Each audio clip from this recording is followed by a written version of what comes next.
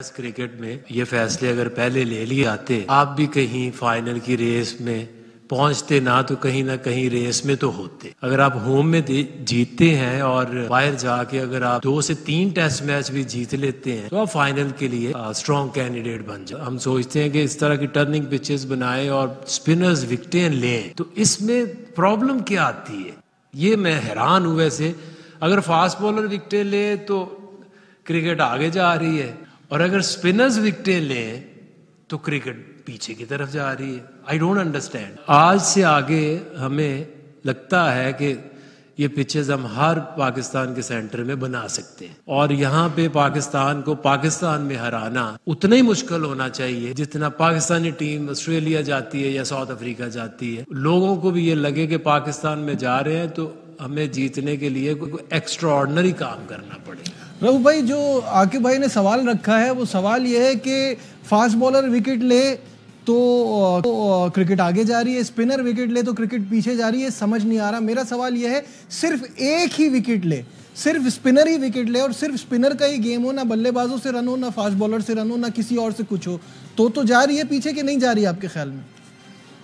देखिए, मेरा ख्याल है कि बिल्कुल बेसलेस बातें हैं, और एक इतना ज्यादा खेले हुए आदमी को और जिसने इतनी ज्यादा टेस्ट क्रिकेट खेली इस तरह की बातें नहीं करनी चाहिए। अगर आप ट्रू पिचें बनाएं और ट्रू पिच के ऊपर अगर एक फास्ट बॉलर परफॉर्म करता है, 10 विकेट लेता है, तो डेफिनेट उसकी उसमें एबिलिटी है और उससे जो टेक्निक है उसके टेस्ट में वो कामयाब होता है। और अगर एक ट्रू पिच पे एक स्पिनर है, हमारे जो पास में स्पिनर रहे हैं, ग्रेट अब्दुल कादिर रहे हैं, सुफियान मुश्ताक या मुश्ताक अहमद, उन्होंने इंग्लैंड, ऑस्ट्रेलिया, न्यूजीलैंड, उन्होंने हर जगह पे अपना जो एलिजिया था उसको साबित किया और उन्होंने हर जगह पे विकेटें ली है। इसका मतलब ये नहीं है कि अगर आपने स्पिनर प्रोड्यूस करने हैं तो आप कोई इस तरह की पिचें हैं उनको इस तरह से रफ करके बनाना शुरू कर दें और वहाँ पे उसको उनकी प्रिपरेशन इस तरीके से शुरू कर दें कि ना तो आपका बैट्समैन वहाँ पे कोई स्कोर कर सकता है और ना आपका फास्ट बॉलर वहाँ पे कोई खेल सकता है।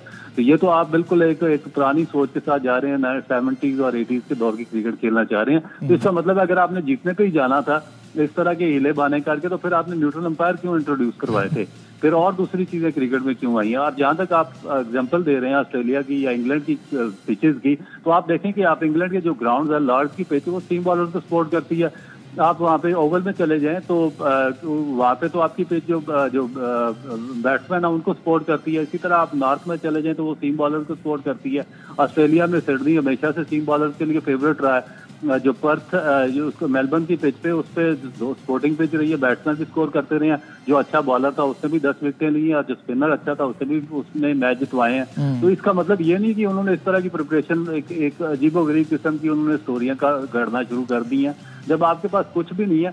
आप जा किधर हैं? मुझे असल चीज की ये समझ नहीं आ रही कि अगर आप बगैर फास्ट बॉलर की क्रिकेट खेलेंगे तो आप अपनी क्रिकेट को 21वीं सदी में कहां पर ले जाना चाहते हैं और कहां पर पहुंचाना चाहते हैं? फिर एंड रिजल्ट इसका यही होगा। आप मुझे बताएं, पिछले 5 साल में आपके पास 10 साल में एक बॉलर बताएं जिससे 100 विकेटें नहीं हो टेस्ट क्रिकेट में। कोई एक बैट्समैन आप बता दें कि जिसने 5000 रन स्कोर किए हों, और कोई एक स्पिनर बता दे जिससे कोई 100 विकेटें नहीं हो पिछले 10 साल में। शायद सर जो मेरा ख्याल है कि सही है। जो रऊफ की बात है ना, इसमें टेक्निकली बहुत अच्छी बात करते हैं और बहुत मुझे पसंद भी है, लेकिन इंतहाई इज्जत के साथ मैं उनसे डिफर करूंगा। पाकिस्तान वो मुल्क नहीं है जिसने लगातार 11 या 18 सीरीज इंडिया की तरह जीत ली हो। हमें अपनी टेस्ट कोई दो राय नहीं है ना। अपनी टेस्ट क्रिकेट बतदरीज बेहतर करनी होगी। हमें डोमेस्टिक क्रिकेट में भी 2-4 ऐसी पिचेस बनानी पड़ेंगी जहां पे अच्छे, ऐसा नहीं है पाकिस्तान में स्पिन खेलने वाले अच्छे बैट्समैन नहीं है। Saud Shakeel is one of the best batsman जो स्पिनर्स को अच्छा खेलता है। रिजवान बहुत अच्छा खेलता है। बाबर नहीं खेल पा रहा, बाबर लेफ्ट आर्म स्पिनर्स को नहीं खेल पा रहा। तो आपको बतदरीज अपनी क्रिकेट बेहतर करनी पड़ेगी। आज मैं ये देख के हैरान हो रहा था कि शाहीन शाह अफरीदी का टेस्ट करियर खत्म हो गया। नहीं भाई, टेस्ट करियर खत्म नहीं हुआ। उसको रेस्ट दिया है चैंपियंस ट्रॉफी के लिए। अभी लिमिटेड ओवर्स की गेम शाहीन शाह अफरीदी को भी विकेट नहीं मिलती। तो अब आपको अगला अगर टूर 2026 में या 2025 में साउथ अफ्रीका के खिलाफ होस्ट करना है यहाँ पे, तो आपको अपनी क्रिकेट बतदरीज बेहतर करनी पड़ेगी। इसमें तो कोई डिबेट ही नहीं है ना कि हम इस दलदल में फंसे हुए थे, हमें निकलना था। ये बहुत अच्छा फॉर्मूला था।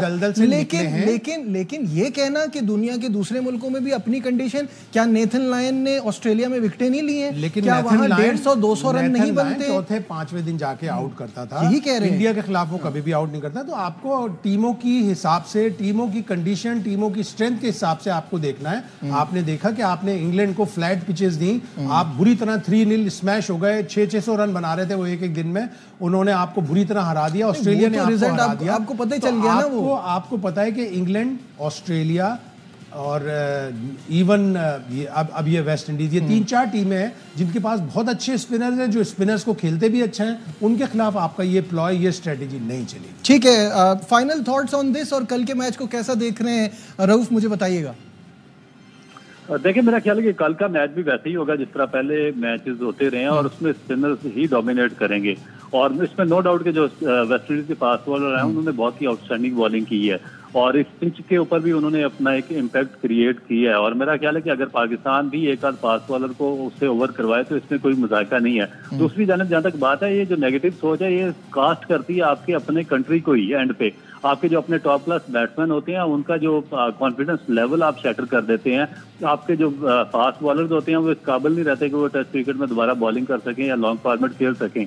अभी इंडिया की मिसाल आपके सामने है कि इंडिया ने अभी जो न्यूजीलैंड के खिलाफ सीरीज खेली थी वो तो बिल्कुल सीधा टेस्ट चैंपियनशिप के फाइनल में जा रहे थे। अगर आपके पास बुमराह, सिराज जैसे बॉलर्स थे तो आपको क्या जरूरत थी न्यूजीलैंड के खिलाफ इस तरह की आप नेगेटिव अटेम्प्ट करके आपको स्पिन बॉलर फ्रेंडली पिचे बनाने की। और उसका एंड रिजल्ट क्या होगा कि एजाज पटेल ने और सेंटनर ने आउट क्लास करके रख दिया इंडियन बैटिंग को, इंडिया को वहां पे व्हाइट वॉश कर दिया इंडिया के अंदर ही। और जो कोहली और रोहित शर्मा जैसे टॉप क्लास बैट्समैन थे वो एजाज पटेल और सेंटनर की एक ऑर्डिनरी बॉलिंग भी वो खेलने में कम्प्लीटली नाकाम रहे। तो इसको अगर लॉन्ग टर्म में देखा जाए तो ये अपने जो टॉप क्लास बैट्समैन होते हैं या बॉलर्स होते हैं उनको ही कास्ट होता है।